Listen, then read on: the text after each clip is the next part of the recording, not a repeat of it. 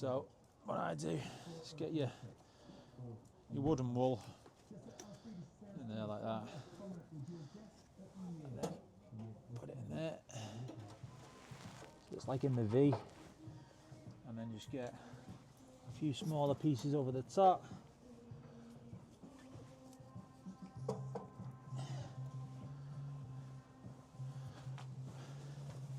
Where's my pistol gone? Let me get my pistol on camera, look at that.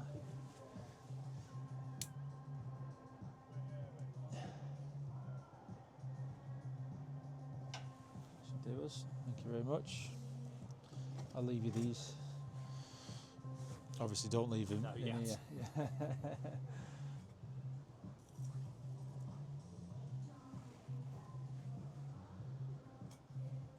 a little bit smaller, get it going.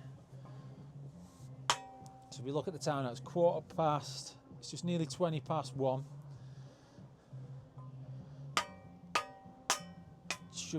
Could get this to about 80 degrees by 1:45. Yeah, let's see how we get on.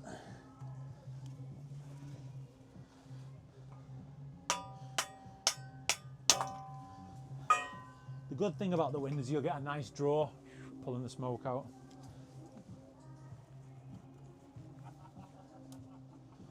So yeah, just like, have you got a wood burner at home? Yeah, not at my house, but me folks have got one. Yeah.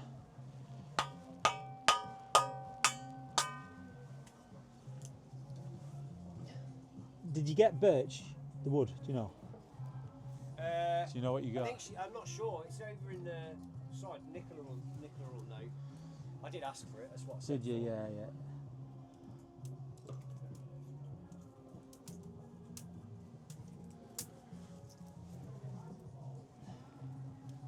Obviously wear the gloves at all times.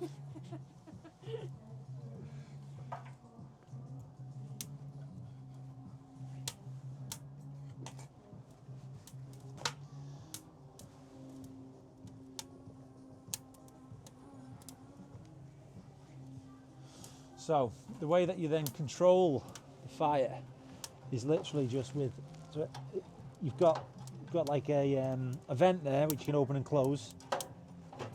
So obviously the more air you get to it, the faster it's going to burn. So you want to have it open in the beginning to get the fire going. But you may want to choke it a little bit once it's running. I tend to leave it open.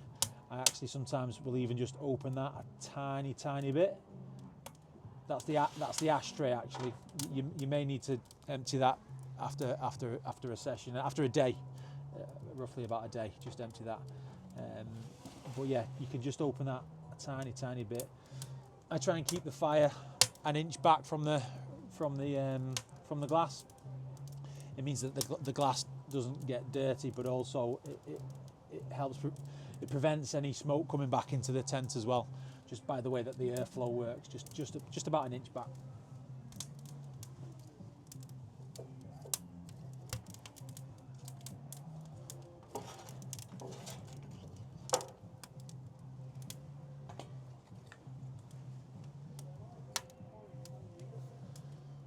It's just a matter of waiting now.